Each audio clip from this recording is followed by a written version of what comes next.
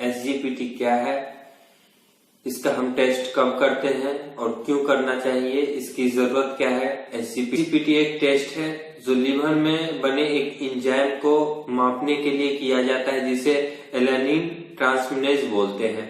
SGPT और ALT same होता है।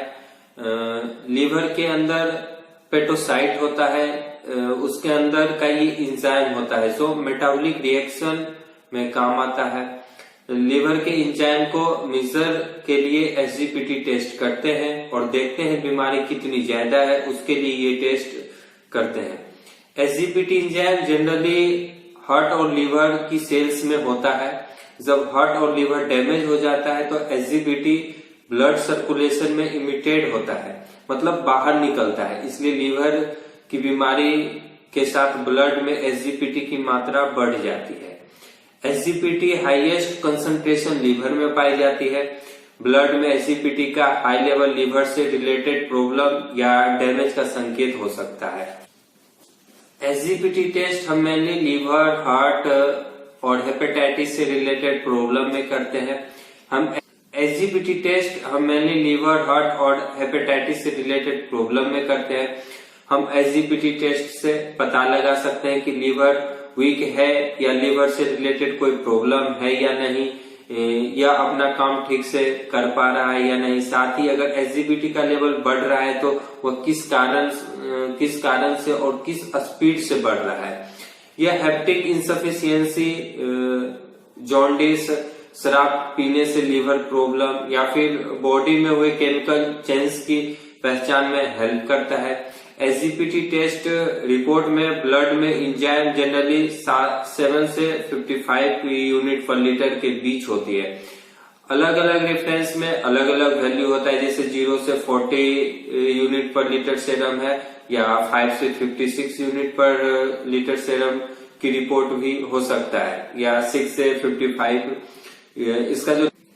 इसका नॉर्मल रेंज मेल में 10 से 40 के बीच होता है और फीमेल में 8 से 32 के बीच होता है। एसजीपीटी के लेवल बढ़ने के कुछ कारण हो सकते हैं, जैसे एवरेज से ज्यादा अल्कोहल लेना, diabetic mellitus, acute viral hepatitis A, B या सी है, लिवर डिसऑर्डर आपको है, एक्यूट और chronic renal disease, heart attacks, liver cirrhosis, Epstein virus के वजह से भी एसजीपीटी का लेवल आपका बढ़ सकता है। गॉल ब्लैडर इन्फ्लामेशन है या किडनी स्टोन है, रीनल स्टोन। कुछ ड्रग्स के साइड इफेक्ट के वजह से भी एसजीपीटी का लेवल बढ़ सकता है, जैसे एचआईवी ड्रग्स, ट्यूबरकुलोसिस ड्रग्स हो गया, आइसोनाजाइड, रिफाम्पिसिन, एंटीबायोटिक ड्रग्स में ओफ्लासिन, एजिथ्रोमाइसिन या कुछ ड्रग्स पेन के भी होते हैं जिसका आप बहुत दिनों से ले रहे हैं या ज्यादा यूज कर रहे हैं। निमोसलाइड हो गया, डिक्लोफेनेक हो गया,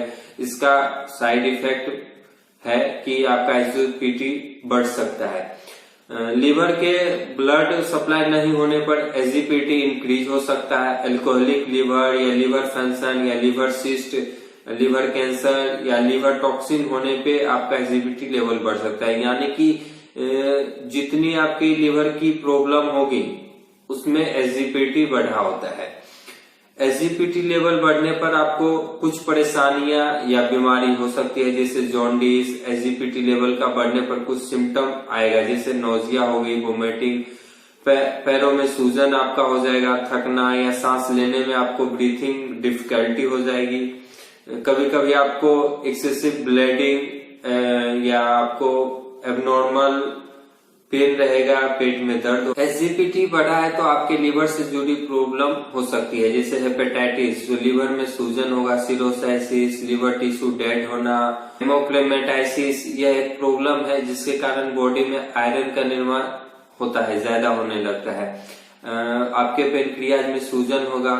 ब्लड सीरम में एसजीपीटी यानी ग्लूटामेट पाइरुवेट ट्रांसमिनेज की मात्रा निर्धारित करने के लिए एसजीपीटी का ब्लड एग्जामिनेशन किया जाता है।